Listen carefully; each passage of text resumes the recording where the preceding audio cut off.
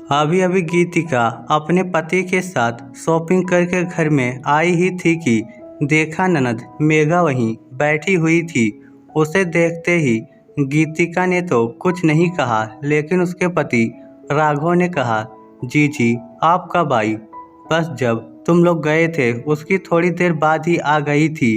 वैसे आज क्या शॉपिंग कर लाए हो तुम? यूँ तो तेज गर्मी में भाभी तो घर के बाहर नहीं निकलती।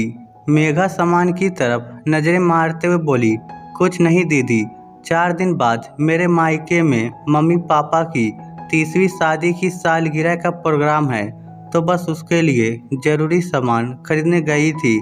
आखिर गीतिका ने जवाब दिया और सामान लेकर अंदर जाने लगी, लेकिन उससे पहले ही मेघा ने टोक दिया, अरे अपनी मम्मी पापा को क्या तोहफा दे रही हो, जरा हमें भी तो दिखाओ। ये सुनकर गीतिका के पैर वहीं रुक गए। उसने राघव की तरफ देखा तो राघव ने उसे सामान दिखाने का इशारा किया। तब गीतिका ने अपनी मम्मी पापा को देने के लिए जो तोहफा लेकर आई थी वो निकाल कर दिखाया और कहा, ये चांदी की पायल मम्मी के लिए है और पापा के लिए ये घड़ी है। ये देखकर मेघा ने अपनी मम्मी सुधा जी की तरफ देखकर कहा, पता है माँ, आजकल चांदी के भाव वैसे आसमान छू रहे हैं और दिखने में तो बड़ी महंगी दिख रही है ये घड़ी, लो आप भी तो देखो। कहकर मेघा ने पायल और घड़ी सुधा जी की तरफ बढ़ा दी। सुधा जी ने भी घड़ी और पायल हाथ में लेकर देखा और फिर उसे गीतिका को वापस दे दिया। गीतिका सामान लेकर अंदर चली गई। वहीं राघव किसी काम से बाहर आ गया। माँ देखा आपने, भाभी ने और सामान तो नहीं दिखाया। आपकी बहू अपने माता पिता के लिए महंगे तोहफे लाई है, लेकिन आपके लिए कुछ लेकर नहीं आई। यही इज्जत है आपकी इस घर में। अचानक मेघा अपनी माँ के कान भरते हुए बोली। सुनकर सुधा जी बोली, अब भाई इसकी माता पिता की शादी की सालगिरह है तो ले आई, इसमें हमारा क्या काम? पर मम्मी, जब 2 महीने पहले भाभी वैष्णो देवी घूमने गई थी तो वहाँ से भी तो अपनी माँ के लिए कुछ न कुछ तोहफा लाई थी, पर तब आपके लिए कुछ लाई। तुम भी कितनी सीधी हो माँ, कुछ नहीं समझती। मेघा फिर से बोली। ये सुनकर सुधा जी चुप रह गई और काफ़ी देर तक कुछ सोचने के बाद फिर बोली, बोल तो तू सही रही है बेटा, ये तो मैंने ध्यान ही नहीं दिया। पहले तो बहू फिर भी मेरे लिए कुछ न कुछ लेकर आ जाती थी, लेकिन अब तो कुछ भी नहीं लाती। सच है, इंसान कब बदल जाए कुछ कह नहीं सकते। ये बातें अंदर गीतिका को सुनाई दे रही थी। तब वो भी सोचने लगी कि पहले वह सुधा जी के लिए अक्सर कुछ न कुछ तोहफे ले आती थी, लेकिन हर बार मेघा कुछ न कुछ बहाना कर सुधा जी से वो तोहफा ले जाती थी और फिर वापस भी नहीं देती थी। गीतिका और राघव की शादी के बाद जब सुधा जी का जन्मदिन आया था, तब गीतिका उनके लिए काफ़ी सुंदर सी साड़ी लेकर आई थी। उसने उस साड़ी को तैयार करवा कर ही सुधा जी को दिया था, इस उम्मीद के साथ कि सुधा जी वो साड़ी अपने जन्मदिन के दिन पहनेंगी। पर उस दिन मेघा सुबह सुबह ही आ गई। उस दिन सबका बाहर खाने का प्रोग्राम बना। तब सुधा जी ने तैयार होने के लिए वह साड़ी निकाली तो मेघा की नज़र उस साड़ी पर टिक गई और वो सुधा जी से बोली, माँ देखो ना, मैं तो सुबह ही आ गई, मुझे तो बाहर जाने का कुछ पता भी नहीं था। मैं तो बाहर जाने के लिए कोई कपड़े लेकर भी नहीं आई। अरे तू चिंता क्यों करती है, तू मेरी कोई साड़ी पहन ले। सुधा जी ने कहा, पर मुझे तो यही साड़ी ज़्यादा पसंद आ रही है, पहनूंगी तो मैं यही साड़ी पहनूंगी, मुझे दूसरी साड़ी नहीं पहननी। मेघा ने कहा तो सुधा जी ने वो साड़ी उठाकर मेघा को दे दी और दूसरी साड़ी पहनकर तैयार हो गई। जब गीतिका ने देखा तो उसे बुरा तो बहुत लगा, पर क्या कहती, इसलिए चुप रह गई। पर गीतिका ने धीरे धीरे नोटिस किया कि ये तो मेघा की आदत ही थी।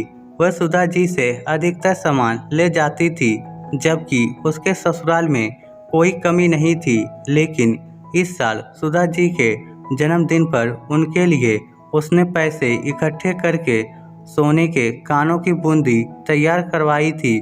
उसके पास ज़्यादा पैसे नहीं थे, इसलिए इस साल जो भी त्योहार पर उसके मम्मी पापा ने उसे विदाई में पैसे दिए, वो सब इकट्ठे करते चली गई थी। यहाँ तक कि किसी भी तीज त्योहार पर राघव से साड़ी, चूड़ी वगैरह खरीदने के लिए पैसे देता था, वो तक उसने खरीदे तक नहीं, बल्कि वह पैसे अपने पास संभाल कर रख लिए। थोड़े पैसे कम पड़े तो राघव से पैसे लेकर उसने कानों की बूंदी खरीदी थी और सुधा जी के जन्मदिन पर उन्हें उपहार स्वरूप दी थी और साथ ही साथ ये भी कहा था, मम्मी जी ये आपके लिए ही है, इन्हें आप ही पहनोगे। सोने की बूंदी को देखकर सुधा जी बहुत खुश हुई थी और उन्होंने उसी समय उसे अपने कानों में पहन लिया। सुबह से शाम तक वो उनके कानों में ही थी। उसे देखकर गीतिका बड़ी खुश हुई थी, लेकिन शाम को मेघा जब घर पर आई तब उसने सुधा जी से वह कानों की बूंदी मांग ली। पर बेटा, ये तो बहू ने मुझे तोहफे के तौर पर दी है, ये मैं तुझे कैसे दे दूं? उसे बुरा लग गया तो सुधा जी ने मना कर दिया। वाह माँ, आज तुम्हारी बेटी से बढ़कर तुम्हारे लिए बहू हो गई, जो इन धातुओं के टुकड़ों के लिए मुझे मना कर दिया। आज पापा जिंदा होते तो मुझे ये दिन देखने को मिलता। आज सचमुच मुझे मेरे पापा की बड़ी याद आ रही है, कहकर मेघा ने सुधा जी के सामने रोना धोना शुरू कर दिया। ये देखकर सुधा जी को भी अपनी बेटी पर ही तरस आ गया और उन्होंने कानों की बूंदी निकालकर उसे दे दी। अरे तू मेरी बेटी है, तुझसे बढ़कर कोई है क्या जो इन कानों की बूंदी के लिए रो रही है? ले पकड़, पहन ले, कहकर सुधा जी ने वह बूंदी उसके हाथ में दे दी। और हैरानी की बात की, जो मेघा थोड़ी देर पहले तक रो रही थी, उसके आंसू अपने आप ही गायब हो गए और खुशी खुशी उसने वह बूंदी अपने कानों में पहन भी ली। वह बूंदी पहनकर जब वह गीतिका के सामने आई तो गीतिका को बहुत गुस्सा आया। वो तो उसी समय बोलने को तैयार थी, लेकिन तब तक मेघा का पति उसे लेने आ चुका था, इसलिए वह चुप रह गई। बस वो दिन था और आज का दिन है। गीतिका कभी सुधा जी के लिए भी कोई तोहफा लेकर नहीं आई।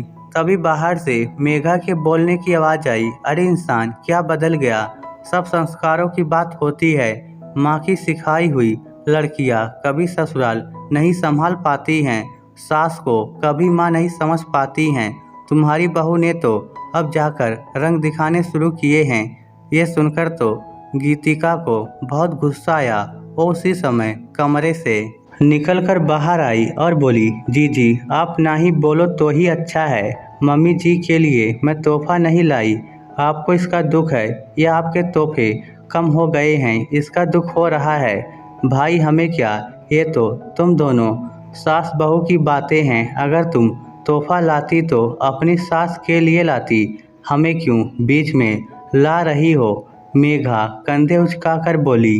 अरे जी, नुकसान तो आपका ही है ना इसमें, क्योंकि मम्मी जी को जो तोहफा मैं लाकर देती थी वो तो आप हमेशा ऐड कर चली जाती थी। अब मैं मम्मी जी को तोहफा नहीं दे रही हूँ तो नुकसान तो आपका हो रहा है, इसलिए अब इस तरह की ऊट-पटांग बातें करने लग गई हैं आप। इसलिए कह रही हूँ कि आप अपने संस्कार देखिए, मेरी मम्मी पापा के संस्कार पर मत जाइए, कहकर गीतिका अपने कमरे में चली गई।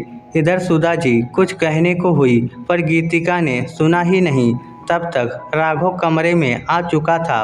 उसे देखकर सुधा जी ने कहा, बेटा तुझे नहीं लगता कि आजकल बहुत ज़्यादा बोलने लग गई है?